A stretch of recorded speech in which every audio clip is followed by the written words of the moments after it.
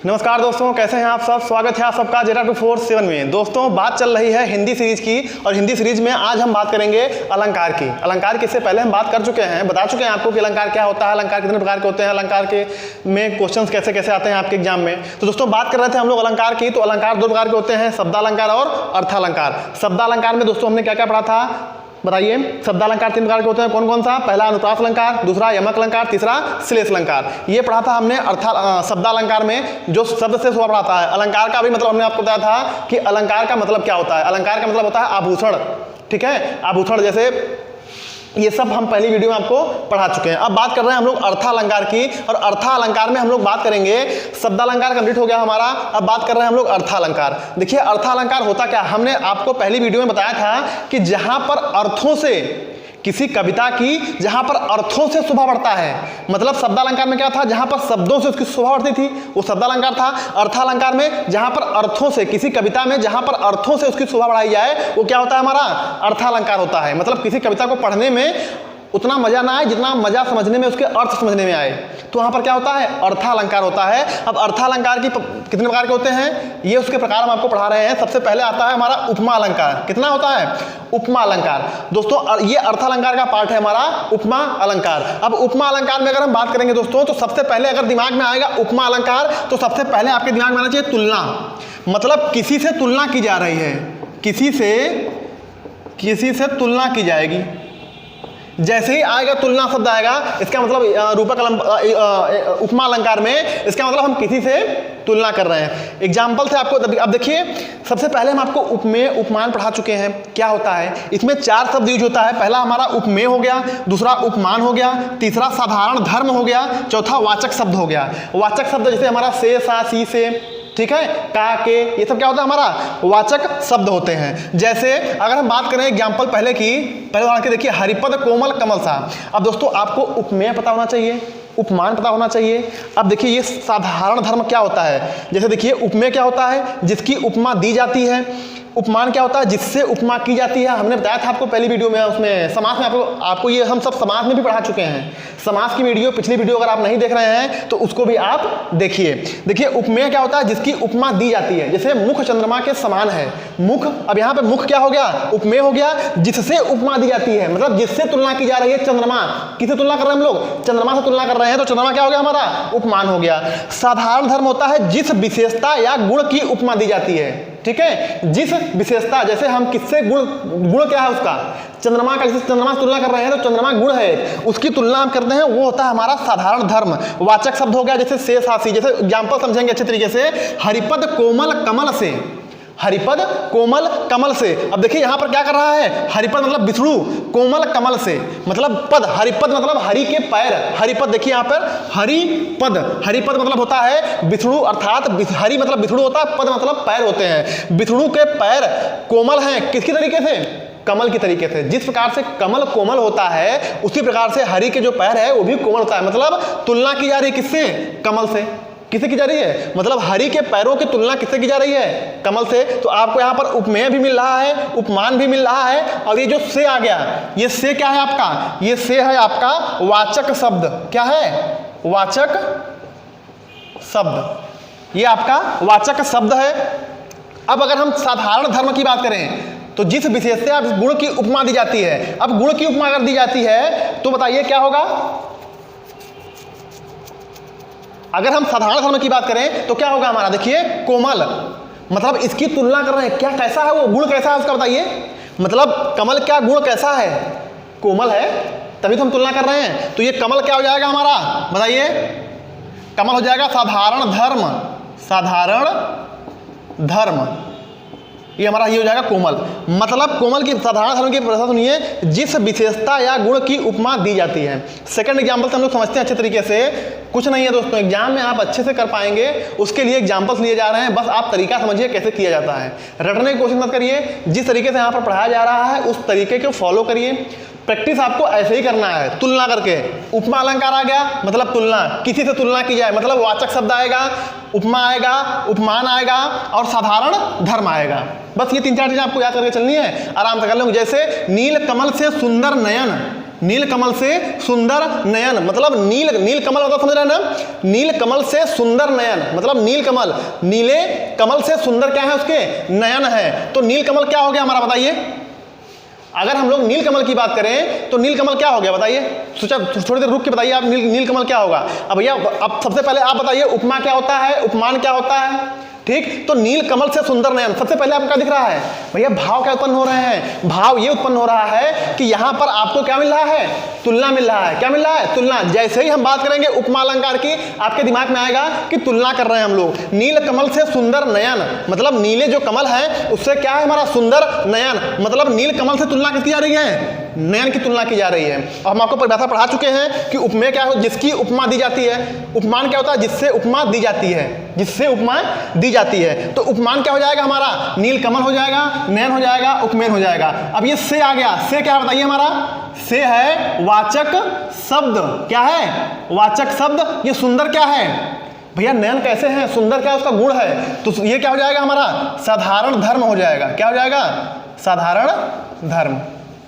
बताइए कुछ है क्या एग्जाम्पल में, कुछ नहीं है, ठीक। आराम से आहिस्ते आहिस्ते करते चलिए, बहुत ही मजा आने वाला है आपको। वीडियो आप देखते रहिए, सारे कंफ्यूजन आपके यहीं दूर हो जाएंगे।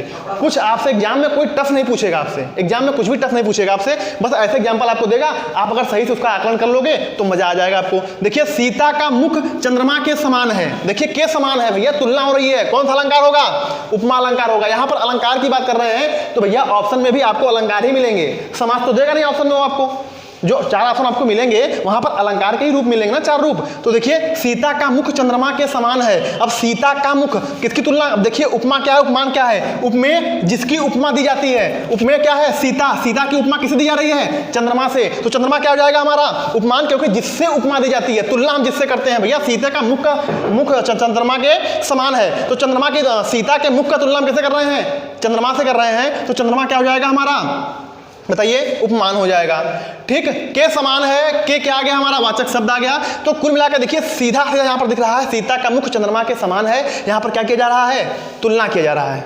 क्या किया जा रहा है, तुलना। तो भैया ऐसे एग्जाम्पल तो आप देख के तुरंत मारोगे उपमा अलंकार, कुछ टफ नहीं है। अगर आप अच्छे से कर रहे हो तो आपको आई होप बहुत मजा आने वाला है। अच्छे से आप करिए, पढ़िए एग्जाम्पल्स क्या होते हैं और उसके तरीका करने के क्या क्या तरीके हो सकते हैं, कैसे हम सोच सकते हैं। वही सोच तो हमें उत्पन्न करना है आपके मन में, वही सोच पैदा करनी है आपके मन में कि आप सोचो कैसे एग्जाम में बैठ के, कैसे इतनी चीज़ें आपको याद रह पाएंगी। समास भी याद करना है आपको, संधि भी याद करनी है, अलंकार भी याद करने हैं, पर्यायवाची भी आपको याद करने हैं, विलोम भी आपको याद करने हैं। तो चीज़ें दिमाग में आपके रहेंगी जब आप उसको खेल खेल में सीखोगे, खेल खेल में पढ़ोगे आप, ठीक है। लोकोक्तियाँ आपको याद करनी है, कोई ऐसी लोकोक्तियाँ होती हैं जो टफ होती हैं, आपको याद ही करना पड़ेगा, ठीक। अनेक शब्दों के एक शब्द आपको याद करने पड़ेंगे। तो हिंदी का सिलेबस बहुत बड़ा है, अगर आप उस तरीके से रटेंगे, याद करेंगे तो चीज़ें बहुत बड़ी हो जाएंगी आपकी। चलिए आगे देखते हैं हम लोग, उपमा अलंकार हो गया। अब इसके बाद क्या पढ़ेंगे हम लोग, इसके बाद बात करते हैं हम लोग अलंकार का जो रूपक अलंकार है उसकी बात करते हैं हम, रूपक अलंकार की। आइए देखते हैं रूपक अलंकार, आइए देखते हैं हम लोग दोस्तों रूपक अलंकार। अब ध्यान देना, कंफ्यूज नहीं होना आपको। हम किसकी बात करते हैं, अर्थालंकार में बात कर रहे हैं। अभी आपने क्या पढ़ा, उपमा जिसे तुलना की जाए। अभी हम बात कर रहे हैं रूपक अलंकार। अब देखिए रूपक अलंकार का मतलब होता है उपमेय में उपमान का आरोप हो। उपमेय में उपमान का आरोप मतलब हम आरोप लगा रहे हैं। जैसे अभी उसमें क्या पढ़ते थे रूपक में हम लोग कि मुख चंद्रमा के समान है। अब इसमें क्या पढ़ेंगे, मुख ही चंद्रमा है, जिसको हम लोग मान लेंगे, आरोप लगा देंगे। जैसे देखिए एग्जाम्पल नंबर 6 देखिए, मुख चंद्र है, सीधा सा आरोप लगा रहे हैं भैया कि हमारा जो मुख है वो चंद्रमा ही है। मानो ऐसा आप, जो हमारा मुख है वो क्या है, चंद्रमा। तुलना की कोई बात नहीं आएगी, तुलना की बात आ जाएगी तो किसमें जाएंगे हम लोग, उपमा अलंकार में, जिसमें हम आरोप लगाएंगे कि मुख चंद्र है। मतलब सीधे सा बता रहे हैं भैया, आपको हम पूछ नहीं रहे आपसे, आपको बता रहे हैं कि मुख चंद्र है। तो इसका मतलब क्या हो जाएगा यहाँ पर, रूपक अलंकार हो जाएगा। परिभाषा पढ़िए, उपमेय में उपमान का आरोप हो, उपमेय में उपमान का आरोप लगाया जाता है। जैसे एग्जाम्पल नंबर 1 देखिए, चरण कमल बंदव हर्राई। और दोस्तों एक बात ध्यान रखना आप लोग, याद रखिए ये 100% नहीं होता है, लेकिन 90% केस में हम आपको बता दें कि शॉर्ट ट्रिक पकड़ने का तरीका क्या है। जहां पर योजक चिन्ह आ जाएगा रूपक और उपमा और उपमेय में, उपमा और उपमान में जहां पर योजक चिन्ह आ जाएगा, 85% क्वेश्चन कह सकते हैं हम लोग, 85%। तो 85% क्वेश्चन में क्या होता है, रूपक अलंकार होता है, जहां पर आपको उपमेय और उपमान में योजक चिन्ह मिल जाएगा। ये कहीं पे चीज़ें लिखी हुई नहीं है, ये एक्सपीरियंस बोल रहा है, हमारा क्वेश्चन करने का तरीका बोल रहा है कि जहाँ पर चरण कमल, ये हमने कई किताबों से पढ़ा है, वहाँ पर देखा है हम लोग कि योजक चिन्ह आ जाएगा उपमेय और उपमान के बीच में, तो वहाँ पर क्या हो जाएगा हमारा रूपक अलंकार हो जाएगा। ये पकड़ने का तरीका है आपका। नहीं समझ में आ रहा है तो उपमेय में उपमान का आरोप लगाया जाएगा। जैसे देखिए चरण कमल बंदो हरिराई, चरण कमल बंदो हरिराई। अब बताइए यहाँ पर कहीं समानता दिख रहा है क्या? मतलब जो चरण कमल है वो बंदो हरिराई, मतलब भगवान के समान नहीं है। जो चरण कमल बंदो हरिराई, जो चरण कमल है वो किसके हैं? भगवान के, भगवान ही है। मतलब यहाँ पर तुलना नहीं कर रहे हैं हम लोग, समानता नहीं दिखा रहे हैं। चरण कमल, अब ये उपमेय हो गया और ये क्या हो गया हमारा? उपमान हो गया। ठीक, बंदव हरिराई, मतलब सीधा सीधा आरोप लगा रहे हैं कि जो चरण कमल है वो कौन है? हमारे हरिराई के, भगवान के ही चरण कमल है और किसी के नहीं है। मतलब हरिराई मतलब विष्णु भगवान के ही चरण कमल है। देखिए दूसरा, मैया मैं तो चंद्र खिलौना ले हूं, मतलब मैया मैं तो चंद्र खिलौना ले हूं। जिद कर रहे हैं कौन? कृष्ण भगवान। किससे? अपनी माता जी से, यशोधरा से जिद कर रहे हैं कि जो चंद्रमा है ये खिलौना है, मुझे तो यही चाहिए। उन्होंने जिद कर लिया कि इसके अलावा कोई और नहीं चाहिए, मुझे चंद्रमा ही, तुलना नहीं कर रहे हैं यहाँ पर, मतलब इनको यही खिलौना ही चाहिए। मतलब मैया मैं तो चंद्र खिलौना ले हूं, मैया मैं तो चंद्र खिलौना ले हूं, मतलब सीधा सीधा आरोप लगा रहे हैं कि मुझे चंद्रमा ही चाहिए। ठीक, यहाँ पर देखिए तीसरे में, पायो जी मैंने राम रतन धन पायो। एक तो देखिए योजक आ गया उपमेय में और उपमान में, योजक आ गया राम रतन, मतलब राम की तुलना नहीं कर रहे हैं। मतलब जो राम भगवान है, पायो जी मैंने राम रतन धन पायो, मैंने धन नहीं पाया, मैं सीधा सा राम को मिल गई, राम ही मिल गए हमको। कौन मिल गए? राम ही मिल गए हमको, कोई धन नहीं मिला हमको। मतलब पायो जी मैंने राम रतन धन पायो, मतलब रतन नहीं मिला हमको, पैसा नहीं मिला हमको सीधे से वही मिल गए, राम मिल गए। कौन मिल गया? हमको राम ही मिल गए, जहां से तो स्रोत होता है पैसों का, वही हमको मिल गए। मतलब सीधा सा आरोप लगा रही हैं। आरोप कह सकते हैं इसको सरल भाषा में, हम लोग सरल शब्दों में कह सकते हैं कि नहीं हम आरोप लगा रहे हैं कि नहीं हमको राम मिल गए, मिल ही गई, ये मानना पड़ेगा आपको, मिल ही गए। जैसे एग्जाम्पल है मुख चंद्र है, मतलब हमारा मुख चंद्र है, बता नहीं रहे आपको, हम समझा नहीं रहे, तुलना नहीं कर रहे हैं, हम आपको सीधे बता रहे हैं कि जो मेरा मुख है वो चंद्र ही है। ठीक, यहाँ पर आरोप लगाते हैं हम लोग। तो पायो जी मैंने राम रतन धन पायो, पहला तो आ गया योजक चिन्ह, इससे मार देंगे हम लोग रूपक अलंकार। नहीं, तुलना तो कर नहीं रहा, इसमें सीधा हम लोग आरोप लगा रहे हैं कि जो राम रतन है, रतन धन नहीं है, हमने धन नहीं मिला, हमको राम ही मिल गए। ठीक, चौथे नंबर में देखिए, खिले हजारों चंद्र तुम्हारे नैनों के आकाश में, खिले हजारों चांद तुम्हारे नैनों के आकाश में। मतलब देखिए अर्थ समझिए इसका, खिले हजारों चांद तुम्हारे नैनों के आकाश में, मतलब जो नैनों के आकाश हैं इसमें हजारों चांद खिल रहे हैं, देख रहे हैं हम लोग हजारों चांद खिल रहे हैं, तो खिले हजारों चांद तुम्हारे नैनों के आकाश में। ठीक, यहाँ पर हम लोग तुलना नहीं कर रहे हैं, बता रहे हैं आपको कि जो आपके नयन हैं उसमें हजारों चांद खिल रहे हैं। ठीक, सीधा आपको बताया जा रहा है। सबसे सरल तरीका था छठा एग्जाम्पल, इसलिए हमने आपको पहले से बताया कि सरल शब्दों में आप समझ जाओगे कि मुख चंद्र है, कैसा अलंकार है? रूपक अलंकार है। मुख चंद्रमा के समान है, कैसा अलंकार है? रूपक अलंकार, उपमा अलंकार है। ठीक, अब मुख चंद्र है, आरोप लगा रहे हैं तो रूपक अलंकार है, इसमें कंफ्यूज आपको नहीं होना है। ठीक, सीधा पूछ लेगा आपको। देखिए जैसे सुख चपला सा दुख धन में, उलझा है चंचल मन कुरंग। ठीक, ये एग्जाम्पल बड़े, सुख चपला सा, अब देखिए सा आ गया, मतलब वियोजक चिन्ह आ गया, आ गया आपका, उसमें जाइए उपमा में, किसमें? अगर हम उपमा की बात करें तो कैसा शब्द आ गया? सा। बताइए सा कैसा आ गया हमारा? अगर हम लोग जाएंगे उसमें तो वाचक शब्द आ गया सा, हमारा सा क्या हो गया? वाचक शब्द हो गया। लेकिन सुख चपला सा दुख धन में, उलझा है चंचल मन कुरंग में। अब देखिए मन और कुरंग के बीच में योजक चिन्ह आ गया, मतलब उपमा और उपमान के बीच में क्या आ गया हमारा? वियोजक चिन्ह आ गया और सा आ गया। क्या आ गया? सा आ गया, तो वाचक शब्द भी आ गया। तो वाचक आ गया तो आपके दिमाग में आया यहाँ तो सा आ गया, ये तो हमारा क्या होना चाहिए? उपमा होना चाहिए। लेकिन ये है क्या? ये उपमा नहीं है, ये है आपका रूपक अलंकार। क्यों है? देखिए सुख चपला सा, मतलब जो सुख है वो चपला सा है, आता है चला जाता है। सा दुख धन में, दुख घन में उलझा है चंचल मन कुरंग में। सुख के समय आता है तो हम लोग भूल जाते हैं सब कुछ, सुख आता है लगता है हमको कि यार सुख आया चला गया, लेकिन जब दुख आता है तो उसमें सारी बातें आपको याद आती हैं, हमारा दिमाग उलझ जाता है, यार हमारे पास ये दुख हो गया, हमारे पास तकलीफ हो गई, ये चीज़ हो गई, तो आपका जो दिमाग है ना वो उलझ जाता है, चंचल जो दिमाग है आपका वो उलझ जाता है मन कुरंग में। जो हिरण रूपी आपका दिमाग है, हिरण रूपी जो चंचल दिमाग आपका हिरण रूपी दिमाग है वो किसमें उलझ जाता है? दुख घन में उलझ जाता है। तो यहाँ पर हम लोग देखिए सीधा आरोप, मतलब बता रहे हैं उसको, यहाँ पर तुलना नहीं कर रहे हैं, ये सच्चाई हम बता रहे हैं कि ये ऐसा है, इसलिए यहाँ पर क्या है हमारा? बताइए, रूपक अलंकार है, रूपक अलंकार की बात कर रहे हैं हम लोग। छठा एग्जाम्पल आपको हम समझा ही चुके हैं कि मुख चंद्र है, मतलब मुख ही हमारा क्या है, चंद्रमा है। तो यहाँ पर सीधा आरोप लगा रहे हैं हम लोग, तो क्या हो जाएगा, रूपक अलंकार हो जाएगा। नेक्स्ट वीडियो में, अगली वीडियो में हम जब अलंकार खत्म कर लेंगे तो जब आपको हम प्रीवियस ईयर के सेट दिखाएंगे ना, तो आपको दिखाएंगे क्वेश्चन और ऑप्शन भी दिखाएंगे आपको कैसे आपको हिट करना है, कैसे आपको करना है। अगर ये सब चीज़ें आपको दिमाग में चल रही हैं, अगर ये सब चीज़ें आप पढ़ रहे हैं दिमाग में अच्छे से, ये सब चीज़ें अगर आपको उसमें याद रही तो गारंटी के साथ कह सकते हैं कि आप एक भी क्वेश्चन अलंकार में नहीं छोड़ेंगे। अगर आप प्रैक्टिस कर रहे हैं तो घर पर एग्जाम्पल्स लगा रहे हैं, प्रैक्टिस कर रहे हैं आप लोग, और ये सब चीज़ें दिमाग में आपके चल रही हैं कि नहीं रूपक क्या होता है यार, उपमा में मतलब उपमा की बात करेंगे तुरंत तुलना हो जाएगी। रूपक में हम उपमे में उपमान का आरोप लगा रहे हैं, जैसे मुख चंद्र है ना, यहाँ पर तुलना नहीं कर रहे हैं, मुख चंद्रमा सा के समान नहीं है, मुख ही चंद्र है, मुख चंद्र है। हम बता रहे हैं आपको कि मुख क्या है हमारा, चंद्र है, तो क्या हो जाएगा यहाँ पर, रूपक अलंकार हो जाएगा। आगे बात करते हैं हम लोग उत्प्रेक्षा अलंकार की दोस्तों। तीसरे नंबर का जो अलंकार है अर्थालंकार में, उत्प्रेक्षा अलंकार। आइए देखते हैं उत्प्रेक्षा अलंकार क्या होता है। आइए देखते हैं दोस्तों, अब बात कर रहे हैं हम लोग अर्थालंकार में तीसरे प्रकार के अलंकार की, उत्प्रेक्षा अलंकार।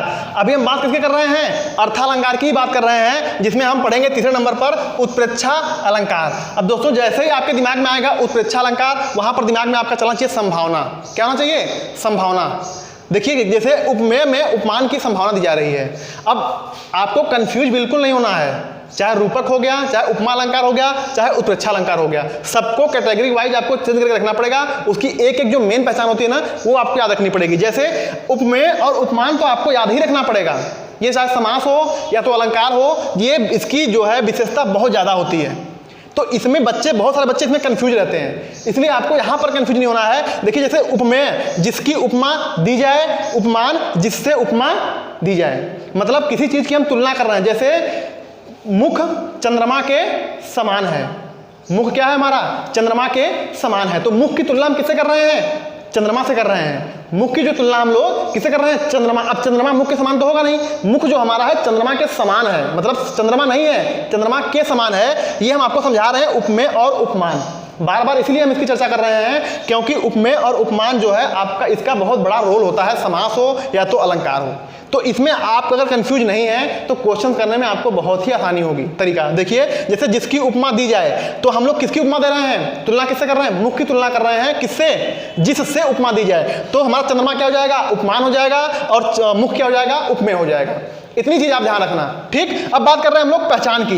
दोस्तों उत्प्रेक्षा अलंकार की जो पहचान होती है, मेन पहचान जो होती है उत्प्रेक्षा अलंकार की, आप एग्जाम में जो 99% क्वेश्चन होता है ना दोस्तों, यहीं से उठते हैं। आप क्वेश्चन को यहीं से पकड़ोगे। जैसे मनु, जनु, मानव, जानव, मनहु, जनहु, ये ऐसे शब्द हैं आपके जिसकी पहचान हो जाएगी। क्या हो जाएगी, जो पहचान है हमारा, मनु, जनु, मानव, जानव, मनहु, जनहु। कोई भी दोहा आएगा, कोई भी कविता आएगी, उसमें अगर इन शब्दों का उल्लेख है तो क्या होगा, हमारा उत्प्रेक्षा अलंकार होगा। क्या होगा, उत्प्रेक्षा अलंकार होगा। जैसे हम लोग एग्जाम्पल समझे, मुख मानो चंद्र है, मुख मानो चंद्र है, तो हम क्या कर रहे हैं, यहां पर संभावना प्रकट कर रहे हैं। मुख मानो चंद्र है, मतलब हम मान लो कि एक मिनट के लिए मान लीजिए कि मुख मानो चंद्र है, तो हम लोग संभावना व्यक्त कर रहे हैं। और देखिए मानव आ गया, क्या आ गया, मानव, देखिए मानव आ गया, तो इसलिए कहा क्या होगा यहाँ पर, उत्प्रेक्षा अलंकार होगा। अब बात करते हैं हम लोग सेकंड एग्जांपल की। कहती हुई उत्तरा के नेत्र जल से यो भर गए, हिम के कणों से पूर्ण मानव ही गए पंकज नए। ठीक। अब देखिए सबसे पहला एग्जांपल क्या होगा, मानव, जो सबसे बड़ी पहचान होगी उसकी, मानव। तो मानव यहां पर आ गया, इसका मतलब क्या है, हमारा उत्प्रेक्षा अलंकार है। लेकिन यहां पर संभावना व्यक्त कर रही है कौन, उत्तरा। कहती हुई उत्तरा के नेत्र जल से यो भर गए, हिम के कणों से पूर्ण मानो हो गए पंकज नयन। मानो मतलब क्या कर रहे हैं, यहां पर संभावना व्यक्त कर रहे हैं। हिम के कणों मतलब उत्तरा के जो नेत्र हैं, जो जल की धारा बह रही है, मानो हिम के कणों मतलब हिमालय के जो कण हैं उसकी तरह बूंदों के समान जो है पंकज नए। ठीक, पंकज नए, पंकज मतलब उनके नेत्र। तो देखिए यहां पर संभावना व्यक्त हो रही है। और सबसे बड़ी चीज आ गई आपकी मानव, तो मानव क्या हो जाएगा, हमारा उत्प्रेक्षा अलंकार हो जाएगा। बात करते हैं तीसरे एग्जांपल की।